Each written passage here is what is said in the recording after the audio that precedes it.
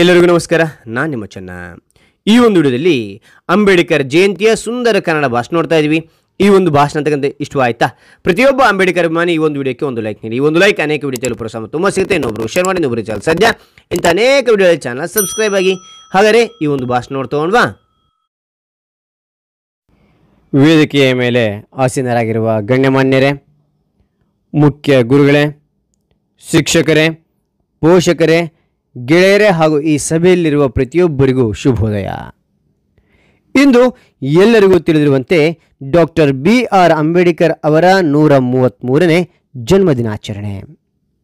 ಈ ಒಂದು ಸುಂದರ ಸಮಯದಲ್ಲಿ ಅವರ ಕುರಿತು ನಿಮ್ಮೊಂದಿಗೆ ಮಾತನಾಡಲು ಬಯಸ್ತೇನೆ. ಭಾರತಕ್ಕೊಂದು ಸುಭದ್ರ ಸಂವಿಧಾನವನ್ನು ನೀಡಿದ್ದು ಇಂದಿಗೂ ನಾವದನ್ನು ಪಾಲಿಸುವುದು ಅಂಬೇಡ್ಕರ್ ಅವರನ್ನು ಮತ್ತೆ ಮತ್ತೆ ನೆನಪಿಸುತ್ತದೆ. ಪ್ರತಿ ವರ್ಷ ಏಪ್ರಿಲ್ 14ರಂದು ಭಾರತದ ಸಂವಿಧಾನ ಶಿಲ್ಪಿ, ಭಾರತ ಕಂಡ ಶ್ರೇಷ್ಠ ನಾಯಕರಲ್ಲಿ ಒಬ್ಬರಾದ ಡಾಕ್ಟರ್ BR ಅಂಬೇಡ್ಕರ್ ಅವರ ಜಯಂತಿಯನ್ನು ಆಚರಣೆ ಮಾಡಲಾಗುತ್ತದೆ. ನಮ್ಮ ದೇಶದ ಪ್ರತಿಯೊಬ್ಬರ ಪಾಲಿನ ಪವಿತ್ರ ಗ್ರಂಥವಾದ ಸಂವಿಧಾನ ಹಿಂದಿನ ದೊಡ್ಡ ಶಕ್ತಿ ಬಾಬಾ ಸಾಹೇಬ್ ಅಂಬೇಡ್ಕರ್. ಅಂಬೇಡ್ಕರ್ ಅವರ ಬದುಕು ಎಲ್ಲರಿಗೂ ಸ್ಫೂರ್ತಿ. ಸಮಾನತೆ, ಪ್ರಗತಿಯ ಕನಸು ಕಂಡ ಮೇರು ನಾಯಕ, ನಮ್ಮ ಹೆಮ್ಮೆಯ ಸಂವಿಧಾನ ಶಿಲ್ಪಿ. ಇವರ ಆದರ್ಶ ಎಲ್ಲರಿಗೂ ಜೀವನಕ್ಕೆ ದಾರಿ. ಬಾಬಾ ಸಾಹೇಬರ ಚಿಂತನೆಗಳು ಇಂದಿಗೂ ಯುವ ಜನತೆಗೆ ಸ್ಫೂರ್ತಿ ನೀಡುತ್ತಲೇ ಇದೆ. ಡಾಕ್ಟರ್ ಭೀಮ್ರಾವ್ ಅಂಬೇಡ್ಕರ್ ಅವರು ಮಧ್ಯಪ್ರದೇಶದ ಮೌನಲ್ಲಿ 1891 ಏಪ್ರಿಲ್ 14 ಜನಿಸಿದರು.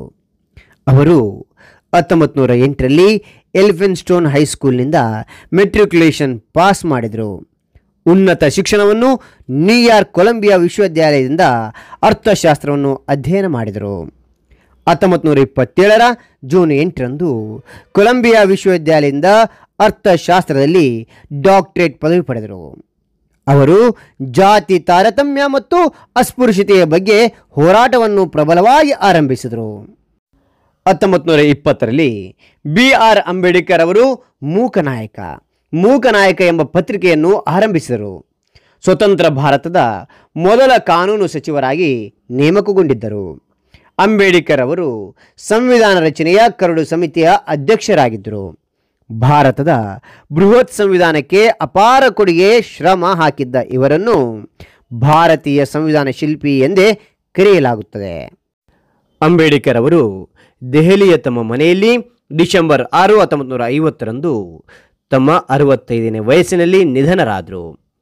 ಅಂಬೇಡ್ಕರ್ ಅವರು ಬದುಕಿನ ಕೊನೆಯ ದಿನಗಳಲ್ಲಿ ನಾನು ಹಿಂದೂ ಆಗಿ ಹುಟ್ಟಿದ್ದೇನೆ, ಆದರೆ ಹಿಂದೂ ಆಗಿ ಸಾಯಲಾರೆ ಎಂಬ ಪ್ರತಿಜ್ಞೆಯಂತೆ ಅಕ್ಟೋಬರ್ 14, 1956ರಲ್ಲಿ ತನ್ನ 5,50,000 ಅನುಯಾಯಿಗಳು ಪತ್ನಿ ಸವಿತಾ ಅಂಬೇಡ್ಕರ್ ಜೊತೆಗೆ ಮಹಾರಾಷ್ಟ್ರದ ನಾಗ್ಪುರ್ನಲ್ಲಿ ಬೌದ್ಧ ಧರ್ಮ ಸ್ವೀಕಾರ ಮಾಡಿದರು. ಅಂಬೇಡ್ಕರ್ ಅವರಿಗೆ 1990ರಲ್ಲಿ ಮರಣೋತ್ತರ ಭಾರತ ರತ್ನ ಪ್ರಶಸ್ತಿಯನ್ನು ನೀಡಿ ಗೌರವಿಸಲಾಯಿತು ಎಂದು ತಿಳಿಸುತ್ತಾ ಮಾತನಾಡಲು ಅವಕಾಶ ನೀಡಿದ ಎಲ್ಲರಿಗೂ ನನ್ನ ಹೃತ್ಪೂರ್ವಕ ನಮಸ್ಕಾರಗಳು. ಜೈ ಭೀಮ್, ಜೈ ಭಾರತ್. ಹಾಗಾದರೆ ಒಂದು ಭಾಷಣ ತಗೊಂಡಿಷ್ಟು ಆಯ್ತಾ? ಇಷ್ಟವಾದ್ರೆ ಲೈಕ್ ಮಾಡಿ, ಇನ್ನೊಬ್ರು ಶೇರ್ ಮಾಡಿ, ಇನ್ನೊಬ್ರು ಚಾನಲ್ ಸದ್ಯ ಇಂಥ ಅನೇಕ ವಿಡಿಯೋ ಚಾನಲ್ ಸಬ್ಸ್ಕ್ರೈಬ್ ಆಗಿ. ಮತ್ತೊಂದು ಹೊಸ ವಿಷಯದೊಂದಿಗೆ ಮತ್ತೊಂದು ಹೊಸ ವಿಡಿಯೋದಿಂದ ಭೇಟಿ ಆಗ್ತೇನೆ. Thank you for watching. Bye.